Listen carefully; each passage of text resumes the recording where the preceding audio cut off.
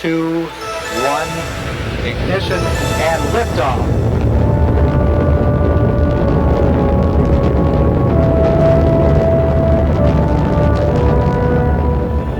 Roger, Bruce, we're watching it all. We've grown used to wonders in this century. It's hard to dazzle us. But for 25 years, the United States space program has been doing just that. The Challenger crew was pulling us into the future, and we'll continue to follow them.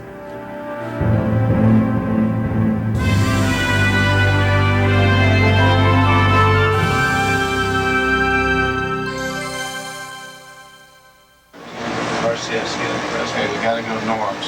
Right here. Okay, now say those again on route 42. And reverse. It's a simulation now, but soon it will be real for astronaut crew 26, selected to help this country return to space. Their shuttle is called Discovery. Like other orbiters, it's named after scientific exploring ships of history.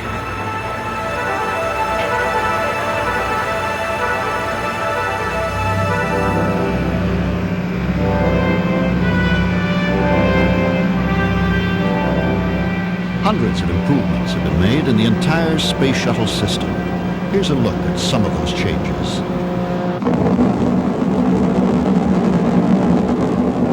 Modifications have been made in the design of the solid rocket motors, the white boosters used to help propel shuttles into orbit. The rockets are made up of segments mated together prior to launch. Connections between the segments are called joints, redesigned to prevent hot gases from burning through.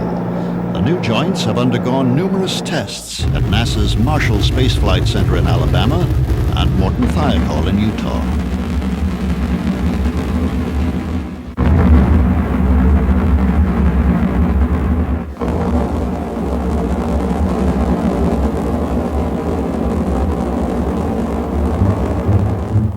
Test preparations were extensive.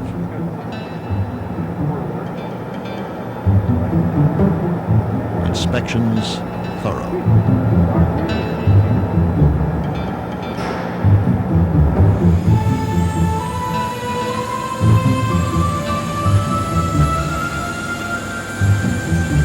For some of the firings, defects were created both in the rocket's insulation and critical O-rings to ensure that backup systems work properly. The O-rings are one of the key sealing elements.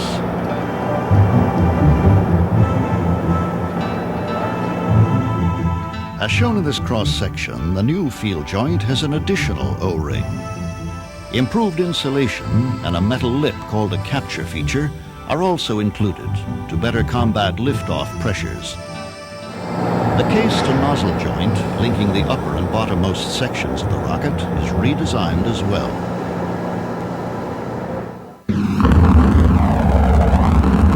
NASA engineers feel confident that the new rocket joints are right for the job.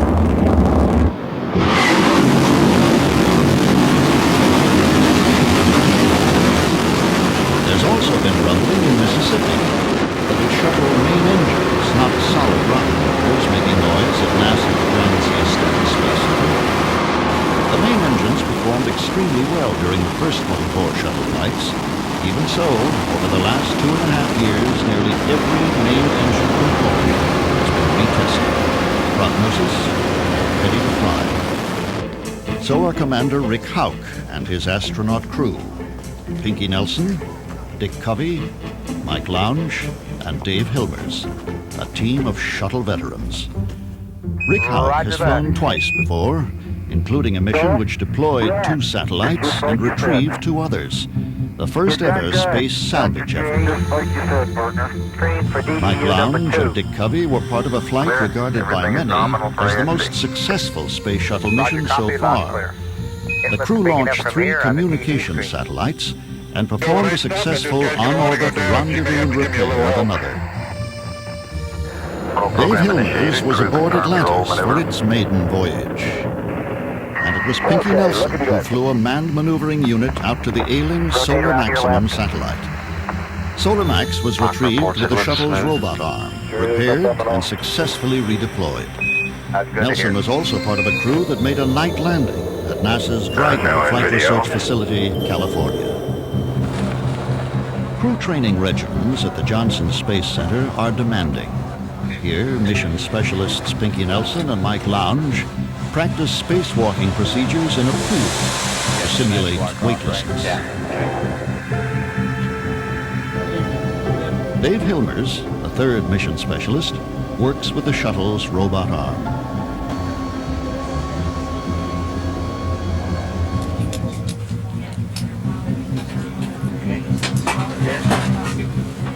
In between numerous exercises with their crewmates, Commander Rick Hauk and pilot Dick Covey take the helm of this Gulfstream jet designed to mirror the shuttle's unique landing glide.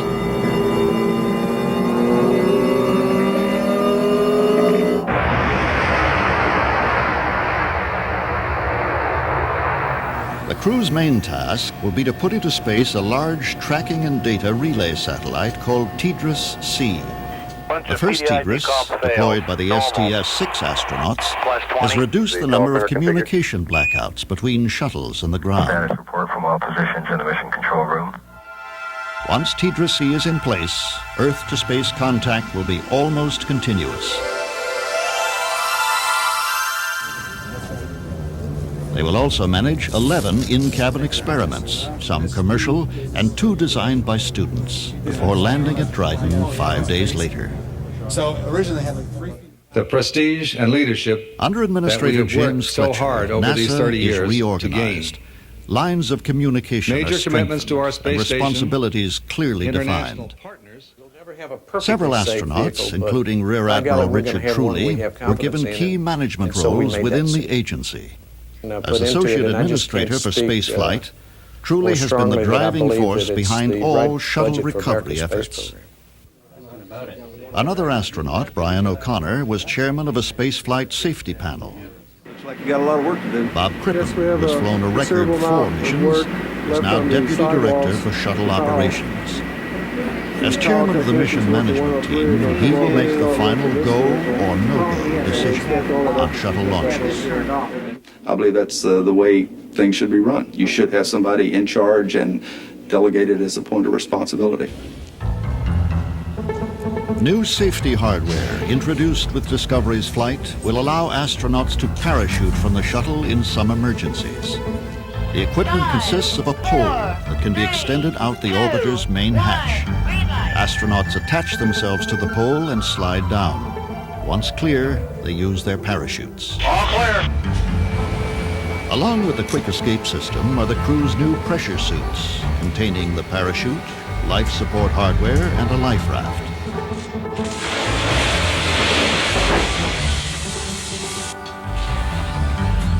Here, they practice drills with additional safety equipment, an inflatable slide similar to the type carried aboard commercial jetliners. If an emergency develops on landing, the slide allows the crew to get out quickly.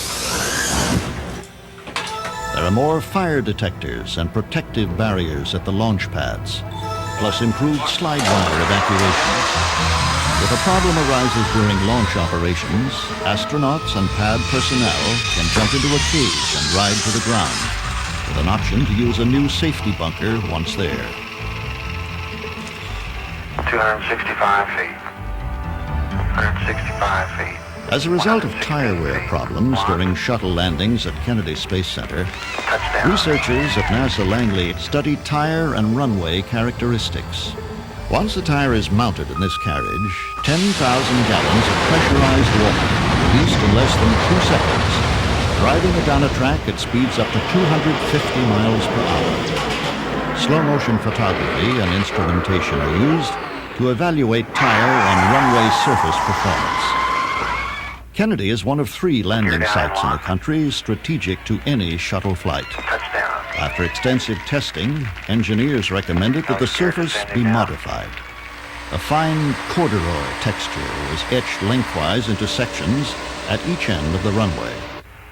Modifications in the shuttle's brakes, landing gear, and nose wheel steering will also improve landing capability.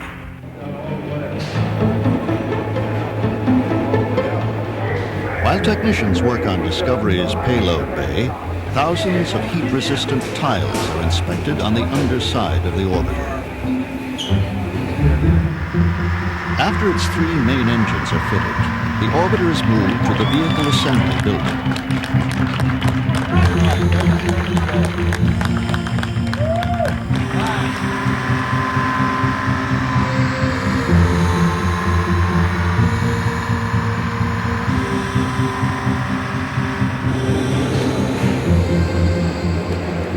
Final mating with the solid rocket boosters and large external fuel tank then takes place.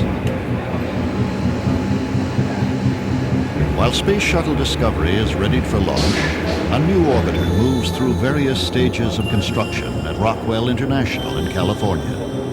Having a 4-shuttle fleet is necessary because it takes 2 to 4 months after a mission to prepare an orbiter to fly again. To maintain the efficiency of this turnaround process, NASA is adding a second Space Shuttle transporter.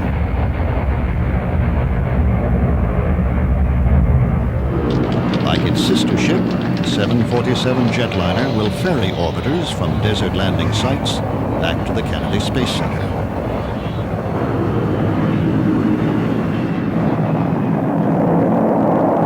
In the future, a mixed fleet of launch vehicles will be used rather than relying on a single transportation system.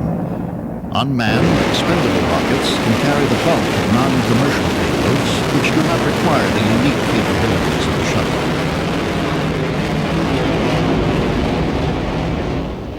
T-minus 15, 14, A successful main engine 12, firing of the 11, shuttle system fully 10. assembled We have a go is one of for the main final engine steps start. in clearing 7, Discovery to fly. 6. We have main engine start. The motors But no up and matter how running. much effort is put into making the Plus shuttle 1, as safe 2, and reliable as possible, 3, there will 4, always be 5, risks in the 6, exploration of space. 7, 8, Commander Rick Houck. 9. We are confident we will launch and come back safely. But there are no guarantees associated with that, and there can't be. The only way you can guarantee that much safety is to never launch. 3, 2, 1, and liftoff.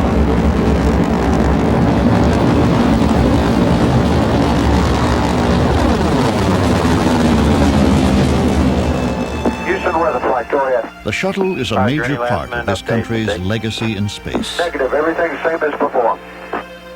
Okay, thank you very much. Tremendous Are they targeted payloads for can be one final launched, percent? retrieved, and repaired. Roger. Roger, that's a lot clear. Weightlessness makes possible very large tasks, maneuvers important to the construction of the future space station. Yeah, would you take just a little bit of force and torque it around? Efforts in materials processing and microgravity research have led to the creation of metal alloys and refinement of new drugs. The upcoming mission renews the commitment to these achievements and is a reminder of what makes them possible. It is people. It is everybody from the secretary, the person that sweeps the floor, to the engineer, the technician, to the management, to the administrator. It is people. And it is important that everybody out there understand that. The hardware is important, but it is people that make this program happen. When Discovery climbs into the sky over Florida, it will carry the hopes of these people and the entire nation as America returns to space.